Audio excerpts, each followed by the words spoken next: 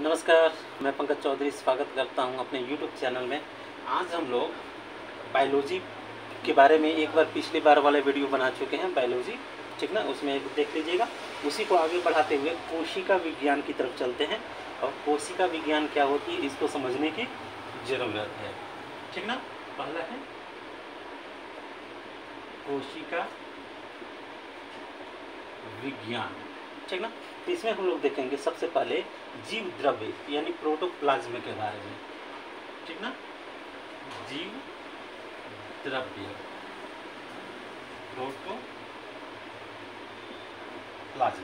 ठीक ना, इसके बारे में देखेंगे। तो यहाँ हम लोग देखते हैं कि जीव द्रव्य का जो नामकरण है पुरकिंजे द्वारा सन 1839 ईस्वी में किया गया। किनके द्वारा? पुरकिंजे के द्वारा, वैज्ञानिक, ठीक ना।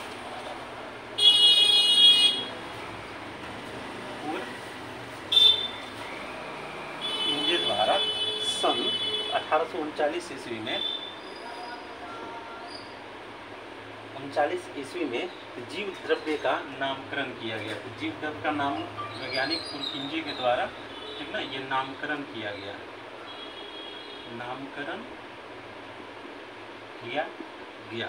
इसमें अगला पॉइंट देखेंगे, यह एक तरल गाढ़ा रंगहीन, यह तरल है, तरल यानी लिक्विड है जो गाढ़ा है और रंगहीन है यानी कलरलेस है, पारभासी है यानी आर पार देख सकता है, ठीक है, पारभासी है, लसलसा युक्त है, चिपचिपा है।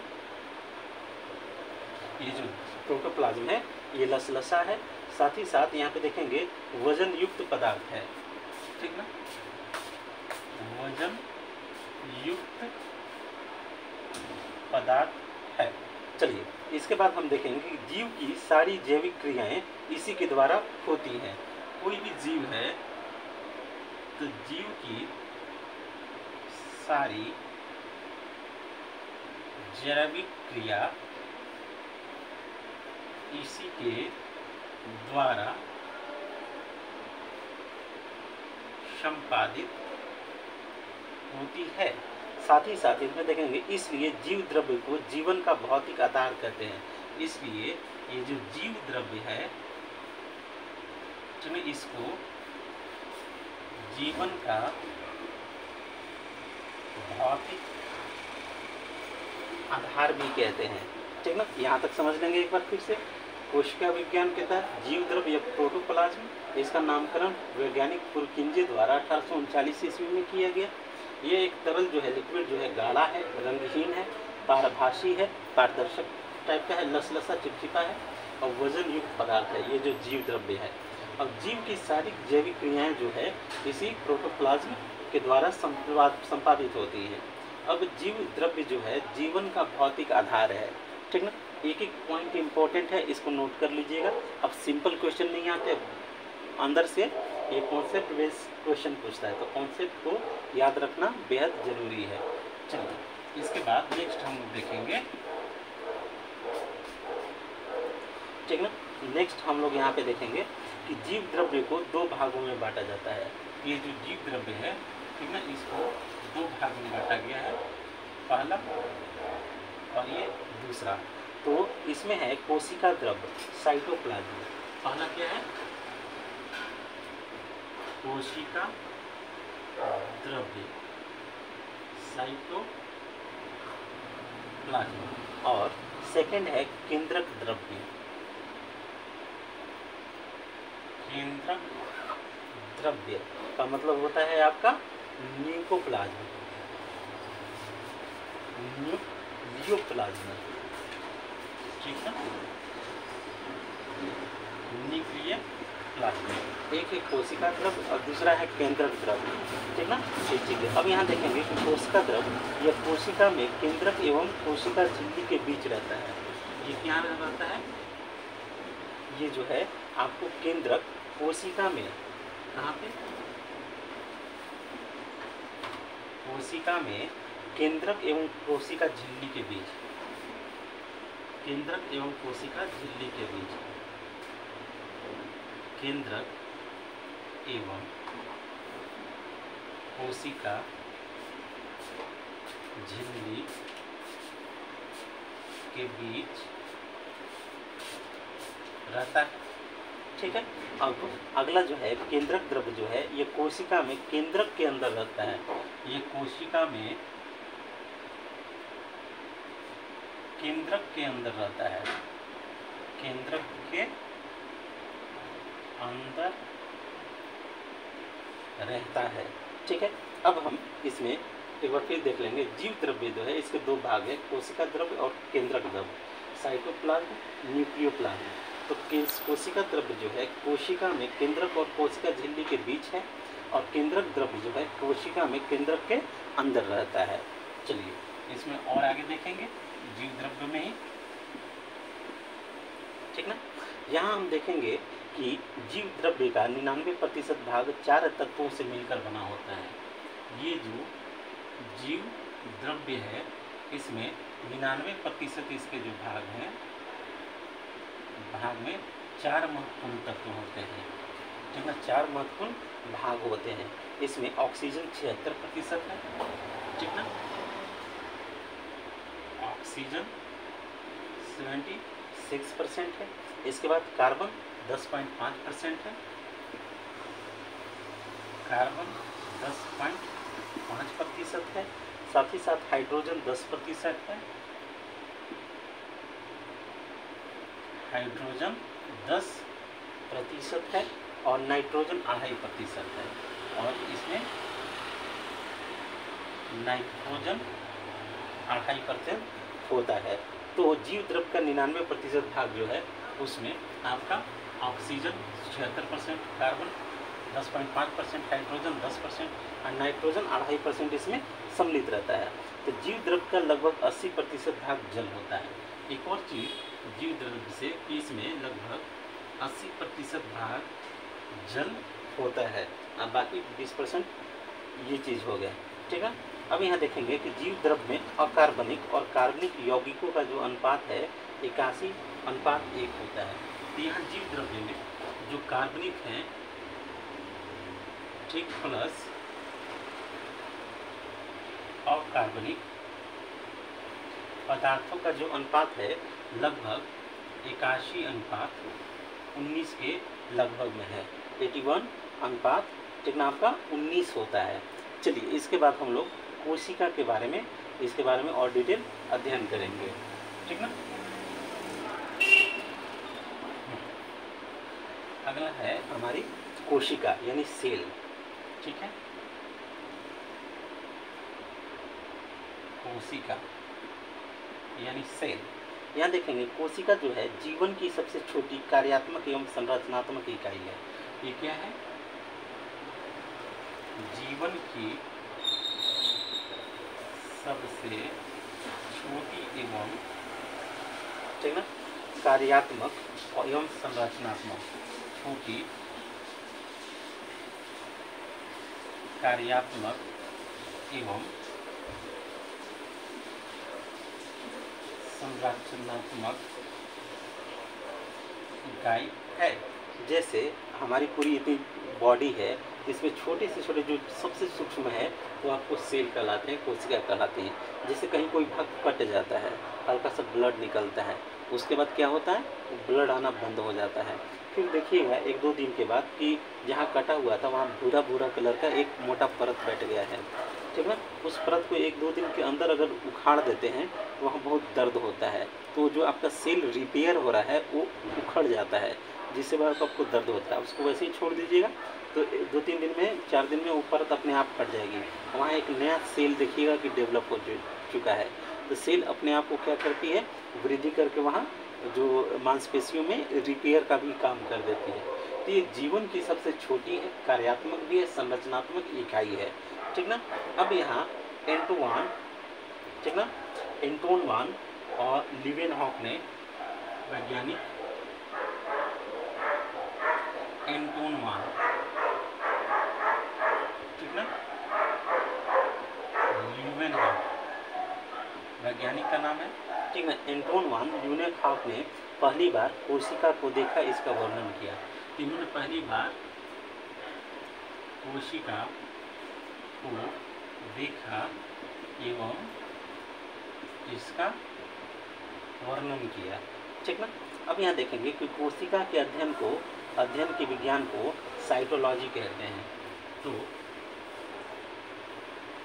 कोशिका के अध्ययन के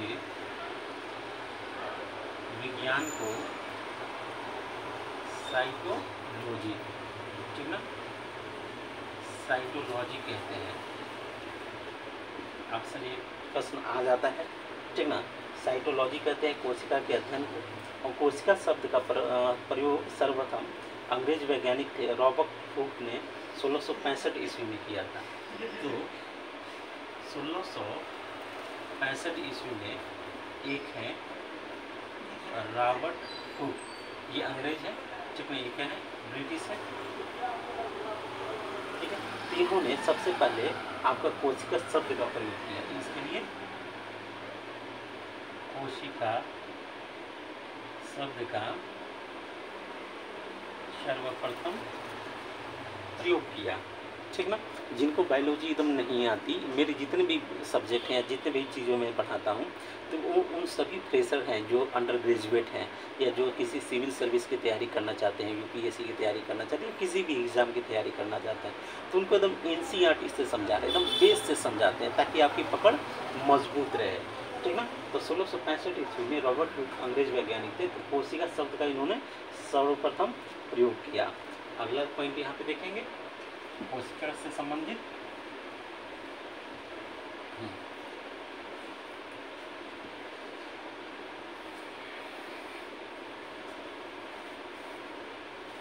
चलिए अगला पॉइंट है हमारा कि सबसे छोटी कोशिका जीवाणु माइक्रोप्लाज्म गैलिप्सेप्टिकमा की है। जो सबसे छोटी कोशिका होती है, सबसे छोटी कोशिका जो है वो जीवाणु माइक्रोप्लाज्म, क्या है, जीवाणु माइक्रोप्लाज्म, ठीक ना। इसका नाम है गैलिसेप्टिकमा, ठीक ना, गैलिसेप्टिकमा। इसकी सबसे छोटी कोशिका होती है और सबसे लंबी कोशिका तंत्र, ठीक ना, तंत्रिका तंत्र कोशिका है, और सबसे लंबी कोशिका तंत्र की है। कोशिका तंत्र की सबसे लंबी कोशिका है और जीवाणु माइक्रोप्लाज्म गैलिसेप्टिकमा का सबसे छोटी कोशिका है। अब यहाँ देखेंगे कि सबसे बड़ी कोशिका जो है, सबसे बड़ी कोशिका, ठीक ना, शुतुरमुर्ग के अंडे की कोशिका होती है। ये किसकी होती है, शुतुरमुर्ग के अंडे का होता है, ठीक ना, लगभग इतना बड़ा होता है, शुतुरमुर्ग के अंडे का होता है, ठीक ना। अब यहाँ पे आगे चलेंगे कि कोशिका सिद्धांत का जो प्रतिपादन है 1838-39 में मैथियस स्लाइडेन और थियोडर स्वान ने किया था, ठीक ना। इसको यहाँ देख लेते हैं फिर से। कोशिका सिद्धांत का प्रतिपादन, कोशिका सिद्धांत का प्रतिपादन।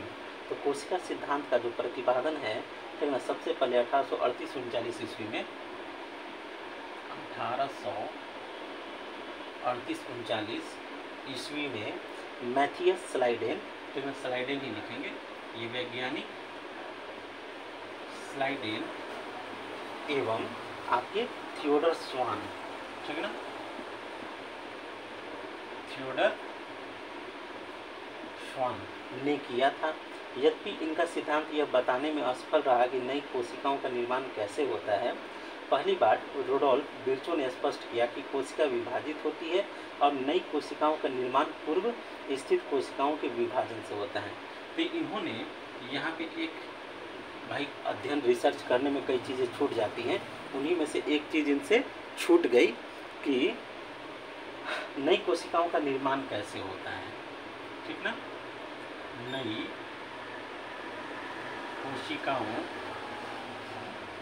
का निर्माण कैसे होता है, इस चीज़ को ये व्याख्यातित नहीं कर पाए, बता नहीं पाए, जिसको बाद में जो रडोल्फ विर्चो हैं, ठीक ना, रडोल्फ विर्चो, इन्हीं ने इस चीज़ को स्पष्ट कर दिया कि नई कोशिका का निर्माण कैसे होता है, ठीक ना।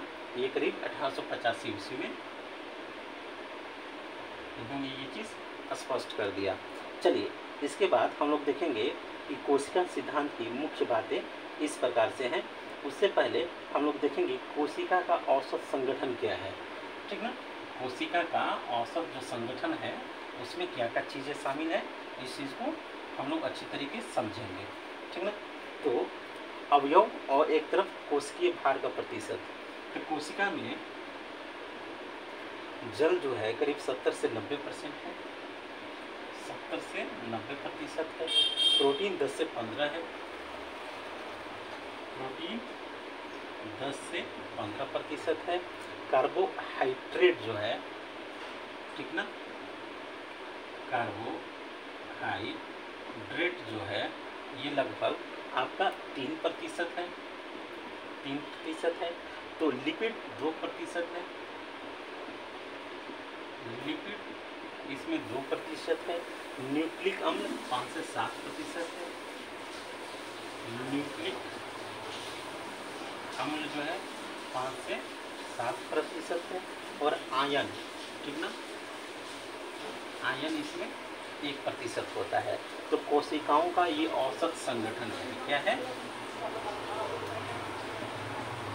कोशिकाओं का औसत संगठन है, ठीक ना। अब यहाँ आगे हम लोग देखेंगे कि कोशिका सिद्धांत मुख्य बातें कौन कौन सी शामिल होती है, ठीक ना। चलिए, तो कोशिका में कोशिका की जो सिद्धांत की मुख्य बातें हैं, तो कोशिका सिद्धांत की मुख्य बातें क्या क्या हैं, इसको हम लोग देखेंगे। तो इसमें पहला क्वेश्चन है कि सभी जीव कोशिका व कोशिका उत्पाद से बने होते हैं। जितने भी सभी जीव कोशिका व कोशिका उत्पाद से बने होते हैं। सभी जीव में हाड़ मांस होता है, मांस तो होता ही है, ठीक ना। तो मांस अगर है, चमड़ी है, तो समझिए कोशिका है, ठीक ना, ये चीज़ें। इसके अलावा सभी कोशिकाएं पूर्व स्थित कोशिकाओं से निर्मित है, और सभी कोशिकाएं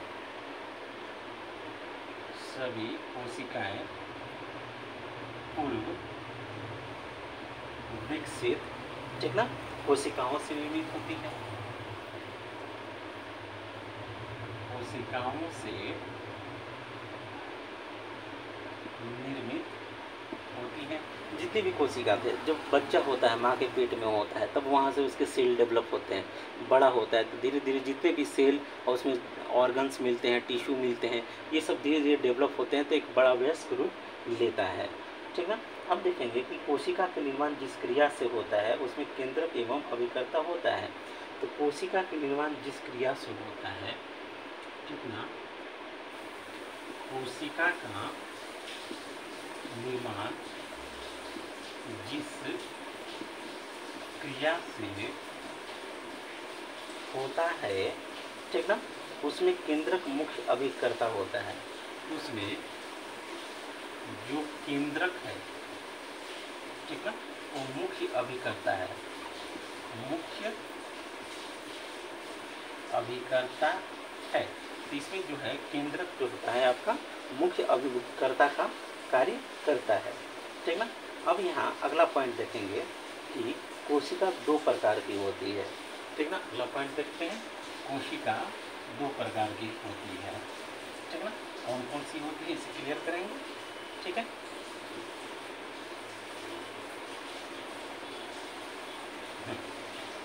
कोशिका 2 प्रकार की होती है।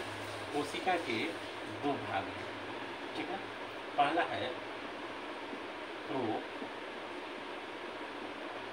प्रोकैरियोटिक और दूसरा है यूकैरियोटिक। ठीक है, पहला है प्रोकैरियोटिक और दूसरा है यूकैरियोटिक। अब यहाँ देखेंगे प्रोकैरियोटिक में क्या क्या विशेषता होती है। तो प्रोकैरियोटिक कोशिका जो है, प्रोकैरियोटिक कोशिका की मुख्य बातें हम यहाँ पे समझेंगे। ठीक है, तो प्रोकैरियोटिक इन कोशिकाओं में हिस्टोन प्रोटीन नहीं होती है। तो इन कोशिकाओं में हिस्टोन प्रोटीन नहीं होती है। अब इसके बाद हम लोग देखेंगे जिसके कारण क्रोमैटिन नहीं बनता। तो ये हिस्टोन प्रोटीन नहीं है, तो इसी के कारण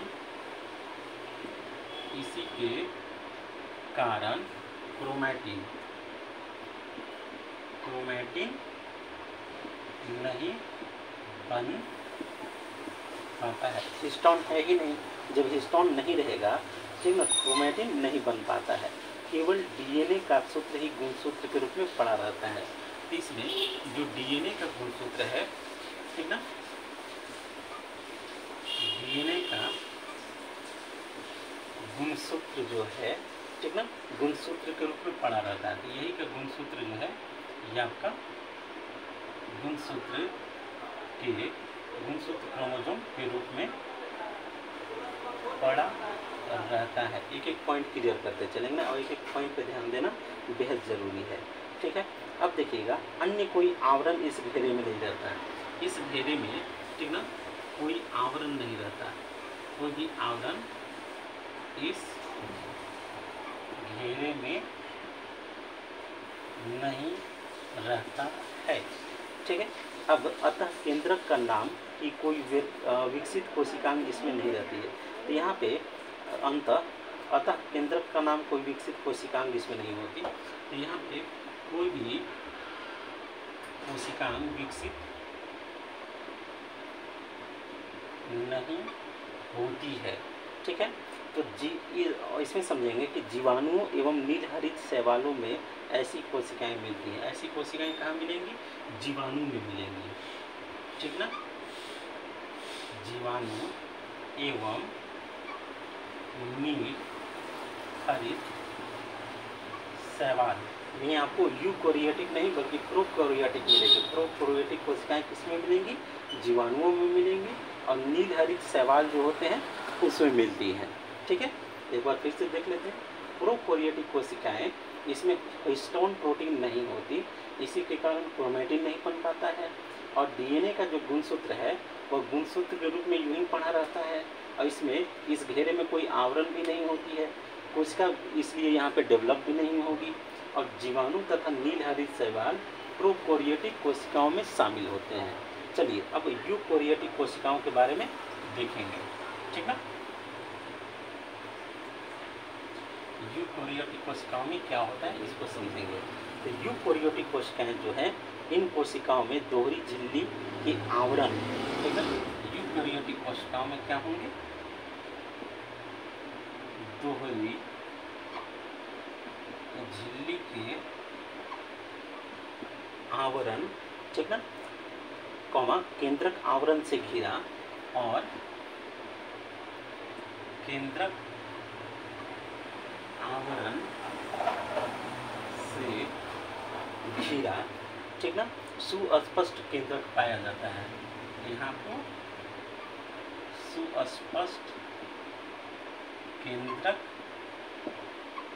पाया जाता है और जिसमें डीएनए व हिस्टोन प्रोटीन के संयुक्त होने से बनी क्रोमैटिन तथा इसके अलावा केंद्रिका होती है। और इसमें डीएनए व हिस्टोन प्रोटीन, इसमें क्या होता है? डीएनए भी होता है और हिस्टोन प्रोटीन भी होता है। जब ये दोनों हैं तो इसके संयुक्त से बनी क्रोमैटिन क्या होगा?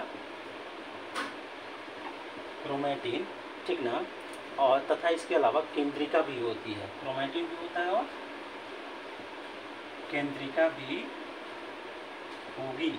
ठीक है, अब हम यहाँ पे प्रोकैरियोटिक और यूकैरियोटिक कोशिका में क्या अंतर है, इसको अगले वाले वीडियो में एक्सप्लेन करेंगे। बने रहिए, जुड़े रहिए, लाइक कीजिए, शेयर कीजिए, सब्सक्राइब कीजिए, ठीक ना। Thank you.